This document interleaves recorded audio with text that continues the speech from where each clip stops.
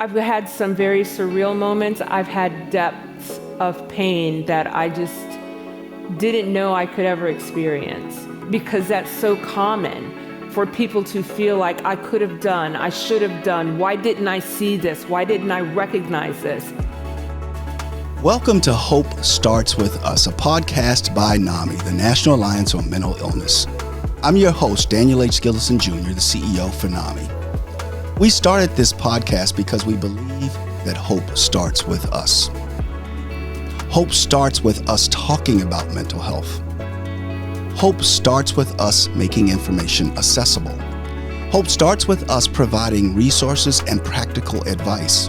Hope starts with us sharing our stories. And hope starts with us breaking the stigma. If you or a loved one is struggling with a mental health condition and have been looking for hope, we made this podcast for you. Hope starts with all of us. Hope is a collective. We hope that each episode, with each conversation, brings you into that collective to know that you are not alone. Today, I'm joined by one of NAMI's national ambassadors, April Simpkins. April is a national speaker and mental health advocate. She is also the mother of Chesley Christ, Miss USA 2019, who tragically lost her life to suicide earlier this year. April, we can't thank you enough for being here and sharing your story with us and during such an important awareness month. September is National Suicide Prevention Awareness Month, a time to raise awareness, break stigma, shift public perception, spread hope, and share vital information about suicide to ensure all communities are able to access life-saving resources. It's a month and a topic particularly close to my heart that really informs a lot of my work here at NAMI. In 1986, I lost a close and dear family member to suicide, and I experienced and I witnessed the ripple effects of this firsthand on my family. It's been over 35 years, and my family still hasn't talked about it. April, our hearts go out to you, but we also appreciate all of your strength. And we'd love to know how you're doing. And as we begin this conversation, just, what you'd like to share at the top end of this podcast with the audience. Thank you, Dan. It's been a journey for sure. I've experienced just a plethora of emotion. And one thing that I have found is to lean on those who offer a shoulder to lean on. To talk about what's going on with myself emotionally, and meeting with my own counselor, taking care of my physical health, my emotional health. All of those things have helped me tremendously along my grief journey. It is a journey, and appreciate that as we open this. And there is certainly no easy way to deal with the devastating aftermath of suicide. But I have to confess, I often look back and wonder what things would have been like if my family and I had known about NAMI and other resources back then. April, can we start there? What has your experience been like over these last months? And has there been anything particularly helpful or unhelpful for you?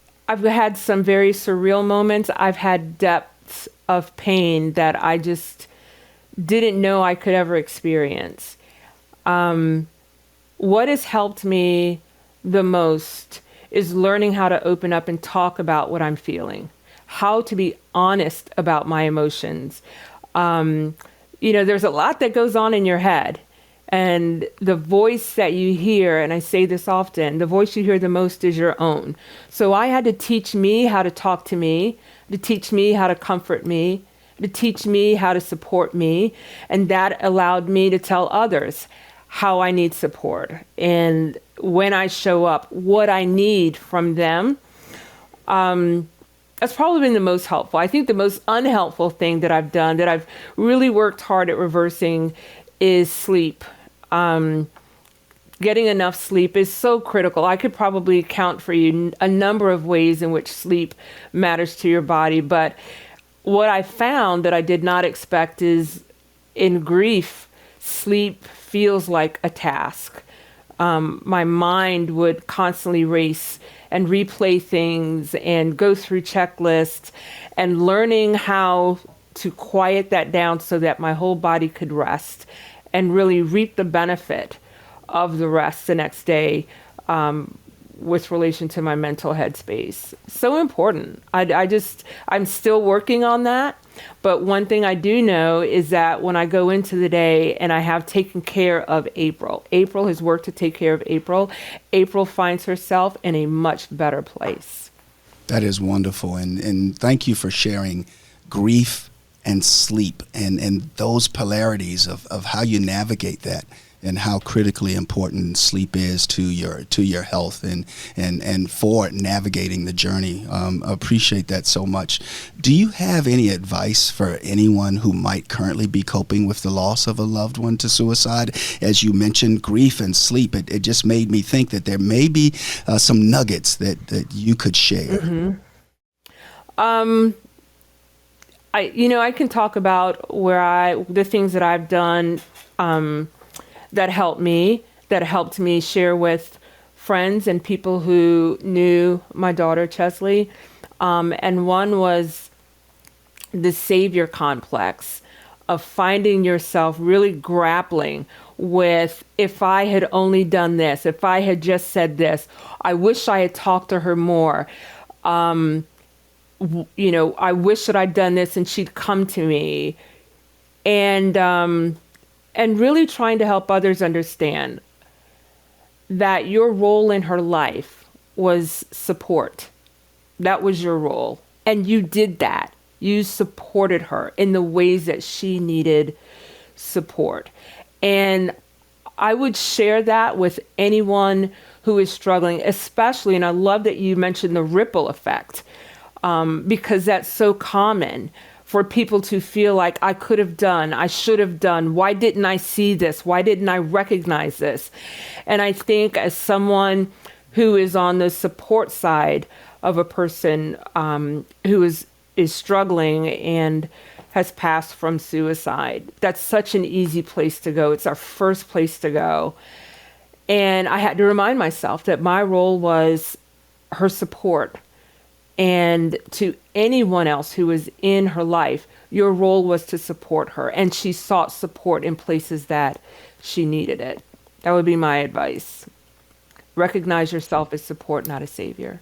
It's this is good for me to hear as well as our audience, because I think about that often in terms of my contemporary. And sometimes I do go to what if and why didn't I and why, and those kinds of probes, and they're not going to change and not going to help me move forward in a healthy place. So I appreciate you sharing that very, very much. And the timing of it is so critically important. As we talk about it, let me move on to something about it is okay to talk about it. We want to make sure that people know they are not alone. You are not alone.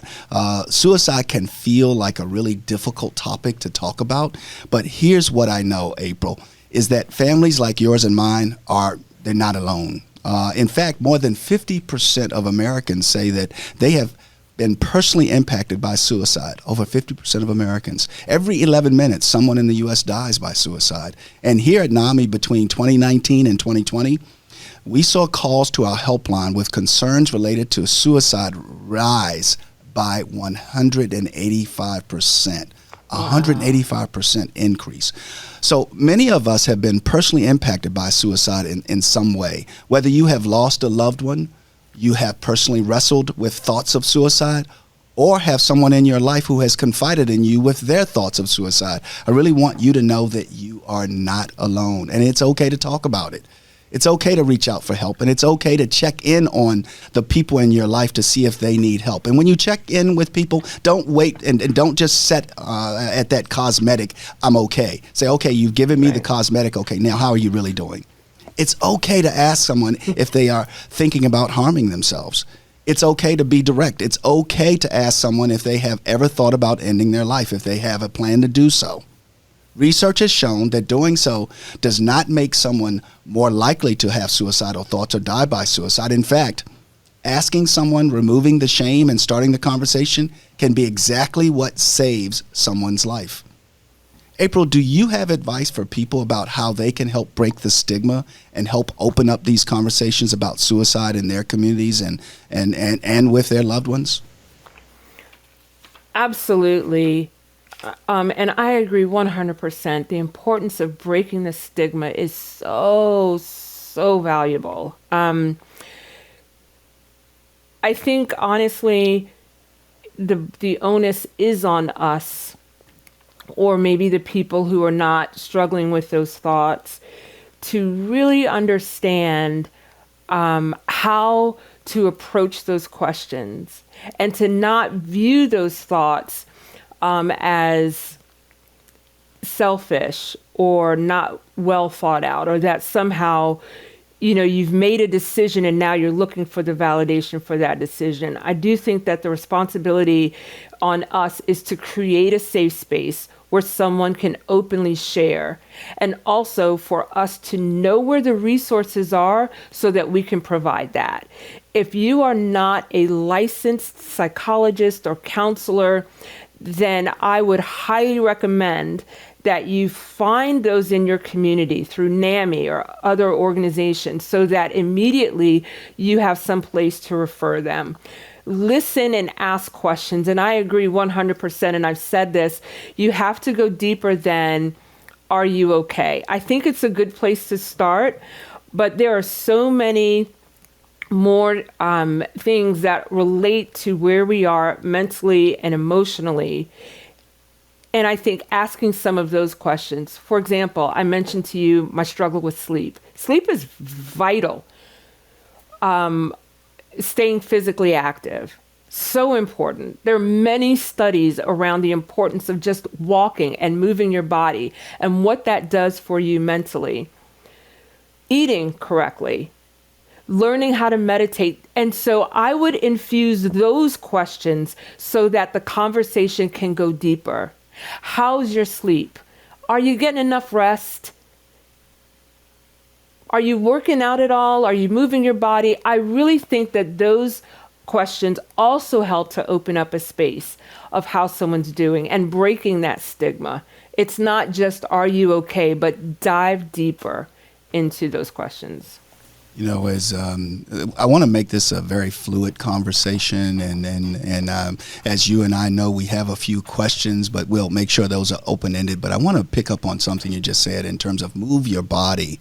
It's interesting because it's you can become pensive, and you can sit. You can just all of a sudden, as you sit, your thoughts start wandering, and you're not moving your body, so you're not getting physical exercise. You're not challenging your organs. And then you can't sleep because you haven't done anything to physically exhaust your body, so that when you lay down, you can do it. So as you mentioned, move your body. I hadn't really thought about the importance of that. I always tie moving my body to getting exhausted through the exercise, and oh my gosh, can I walk that 3.5 miles or that mile and a half or whatever? Right. But I've never tied it to just the simple thing of move your body. That is therapy. That is help, just moving your body. So I just love the way you mentioned that. And I do want to talk about communities, but before we do that, I wanted to ask you, your professional life has been as an HR executive. And as an HR executive, how are you seeing the mental health space? How are you seeing this conversation about suicide prevention in the workplace? And is there anything you'd like to share with our audience in terms of from your executive human resource lens? Thank you for asking that question. I don't often get to speak with that voice.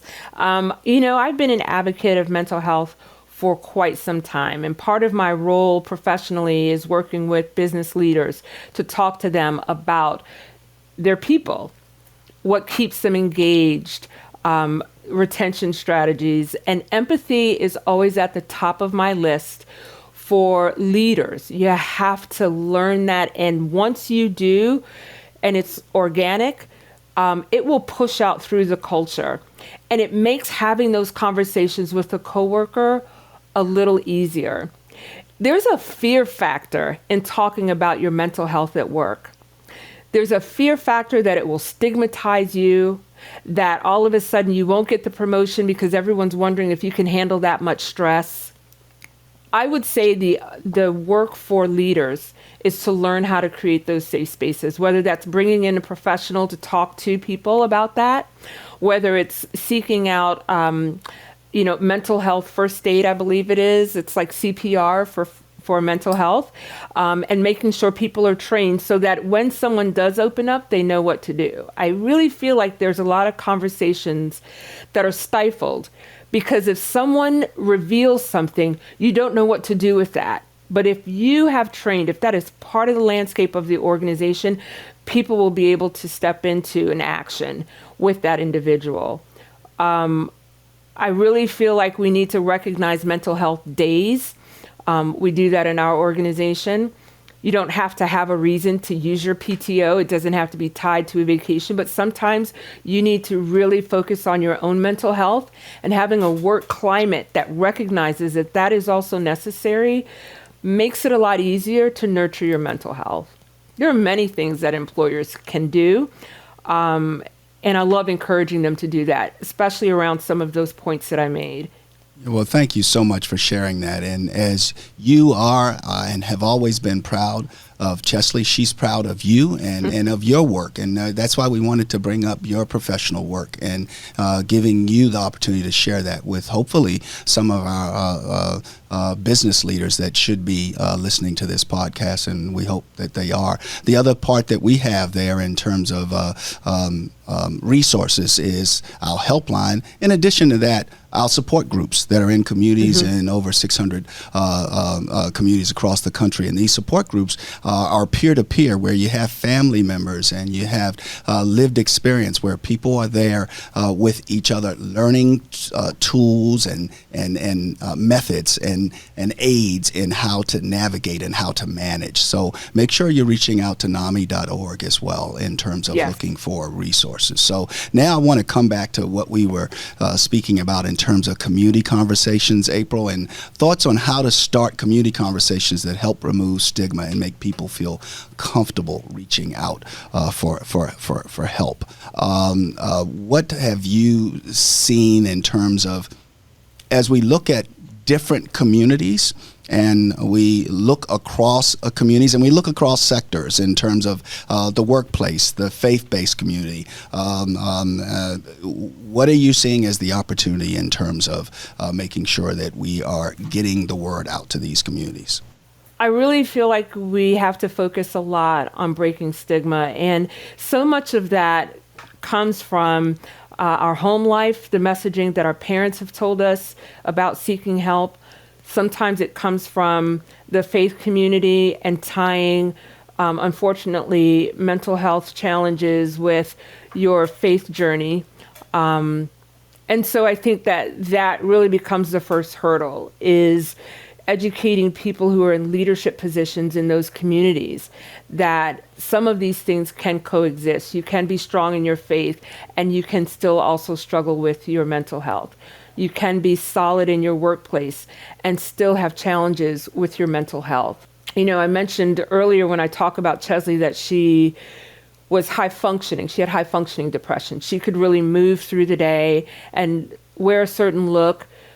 She was great at her job, but she still suffered with depression. And so many times we bifurcate those as if you can't do this and struggle with that. And I really feel like the education needs to start at the top. And that will allow those groups to form without judgment. Because unfortunately, sometimes when you step out and say, I'm struggling, the judgment comes and people want to dissect your life without really understanding the challenge of mental health. So I really feel like the education piece needs to be ongoing. Talking about it openly needs to come from the top and go downward. Otherwise, there's just not enough of a safe space for a group to form. They almost have to go underground or be outside of those spaces. And they shouldn't be. They really shouldn't be. Yeah, it's a very good point. And building on that, we know that some communities are particularly vulnerable to risk of suicide. In recent years, we've seen that suicide attempts among Black youth have been increasing at an alarming rate compared to other races and ethnicities. Suicide rates of military service members and veterans are at an all-time high, and LGBTQ plus communities, especially LGBTQ plus youth, are at a significantly higher risk than other groups. What advice do you have for fighting the stigma in these communities that are especially vulnerable? There are particular challenges with each of those communities that you mentioned, and my heart goes out to everyone in those communities. It is a tougher journey, and I feel like you carry a little extra weight. I know even myself as a Black woman and raising Black children, I can see where that struggle exists. Remove all other factors, and just being a Black youth in America feels like a struggle in itself. And so, to those communities, I would say, and I say this because I do have children, there is an importance in the message you tell yourself. And I don't think that gets near enough credit. Again, yours is the voice you hear the most. And so when you have those personal affirmations, in my opinion, it's a great way to start your day. It's almost like putting on some kind of armor. But in addition to that, understanding where those safe spaces are so that you can speak out, so that you have community to say, here are the ways that I'm not okay today. And someone will listen and respond. I just really feel like that's so important. I do it. I encourage others to do it. It really makes a difference. And getting your own self positioned to ask for and receive help. You mentioned, thank you so very much. And as we think about safe places and safe conversations, it's really building that environment for that safe conversation. And you just mentioned something about putting on your armor, and we've been doing something called the Confess Project, looking at Black men in barbershops. And it's interesting. We did a piece where we were interviewing barbers and men at a barbershop.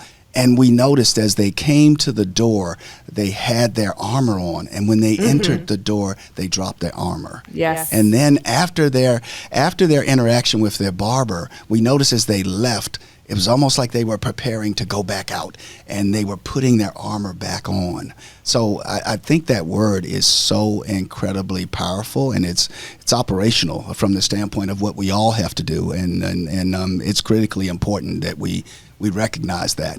So let's keep moving forward in terms of this conversation. And the world, as we know it, and as you've just articulated, can be a difficult place, and sometimes it can be hard to hold on to hope.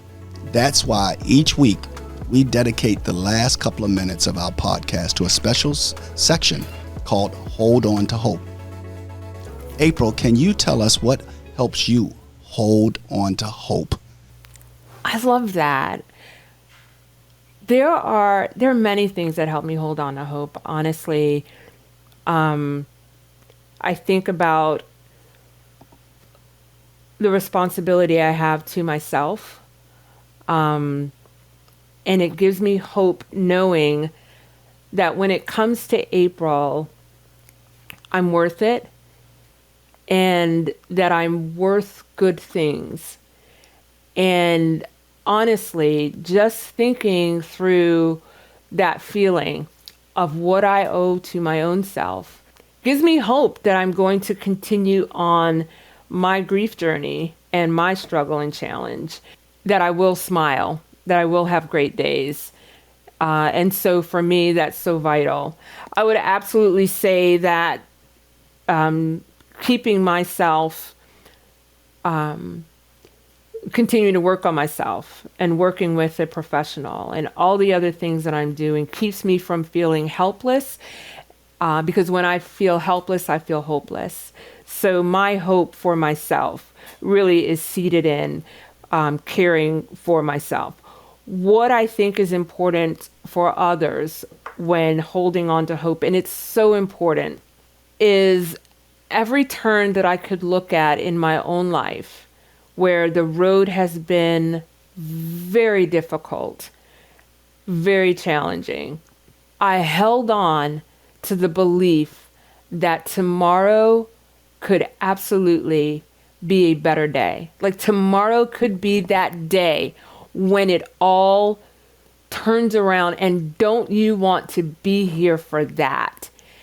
And I have said that to myself when I was a youth and struggling.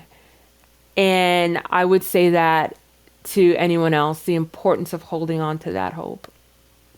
Thank you for that. In terms of, sometimes people they really need to feel hopeful when right at that moment they're feeling hopeless. They're feeling totally hopeless. So appreciate what you've just shared. And in terms of the closing thoughts, before we get there, I just want to say that Chesley Christ, Miss USA 2019, I've gotten to meet some of her peers, Miss Alaska, Miss Texas, who knew Chesley, knew her, and were friends with her.